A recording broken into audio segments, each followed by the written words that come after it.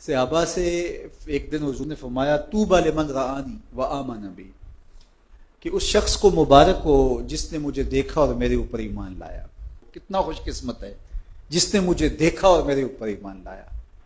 تو صحابہ بہت خوش ہوئے، لیکن حضور نے پھر دوسری بات فرمائی، وطوبی سبع مرات من لم یرانی وآمن بی، اور اس کو 7 مبارکیں ہوں جس نے مجھے نہیں دیکھا پھر بھی ایمان لایا۔ کہا اس کو 7 مبارکیں۔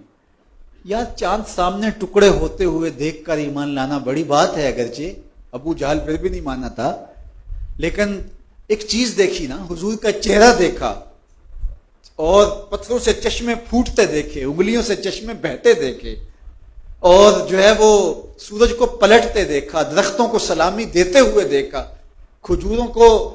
کیا منظر تھا کہ ایک اعرابی آیا اور کہنے لگا حضور میں تو آپ کو اللہ کا رسول تھا مانوں گا، یہ جو درخت پہ لٹکتی ہوئی کھجوروں کے خوشے ہیں یہ گواہی دیں کہ آپ اللہ کے رسول ہیں۔ اللہ اکبر۔ تو حضور نے خوشوں کی طرف اشارہ کیا تو وہ ٹوٹ کے حضور کے قدموں میں آ گئے، تو اس نے کلمہ پڑھنا شروع کر دیا۔ تو وہ کیسے منظر تھے، اقبال نے کہا نا خوشا وہ وقت کے طیبہ مقام تھا ان کا، خوشا وہ وقت کے دیدار عام تھا ان کا، وہ ایک وقت تھا۔ تو کہا طوبی لمن رآنی وآمن بی، اس شخص کو مبارک ہو جس نے مجھے دیکھا اور میرے اوپر ایمان لایا، اور فرمایا اس شخص کو 7 مبارکیں ہوں جس نے مجھے دیکھا بھی نہیں ہوگا لیکن پھر بھی میرے اوپر ایمان لائے گا۔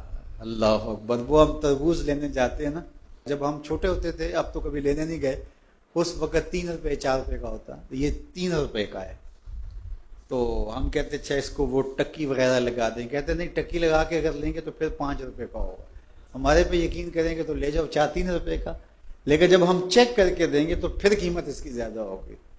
تو دیکھ کر کہا کہ اس کی قیمت یہ ہے، اور جو صدیوں بعد میں آئیں گے دیکھا بھی نہیں ہوگا، تو کہا 7 مرات، ان کو 7 مبارکیں ہوں۔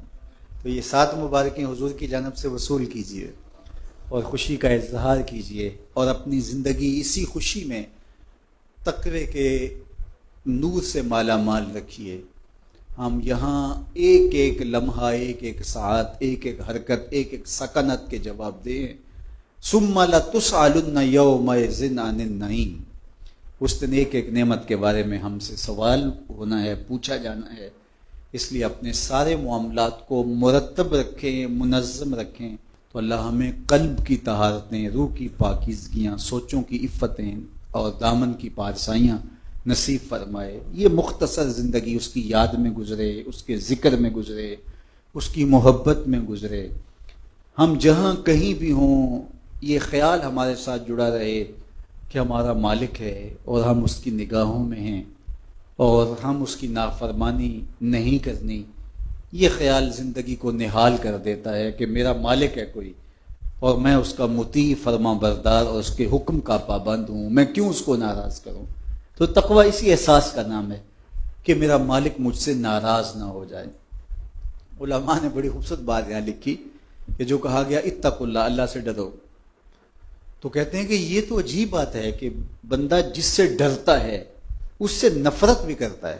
سانپ سے، چور سے، ڈاکو سے، لٹیرے سے ہم ڈر بھی رہے ہوتے ہیں، لیکن اگر وہ ہمارے ہتھے اس طرح چڑھ جائے کہ ہم اپنے آپ کو محفوظ سمجھ لیں تو ہم اس کو چھوڑتے بھی نہیں۔ تو بندہ جس سے ڈرتا ہے اس سے نفرت کرتا ہے، لیکن یہ کیسا ڈر کہ اللہ سے ڈرتا بھی اور اس سے محبت بھی کرتا ہے۔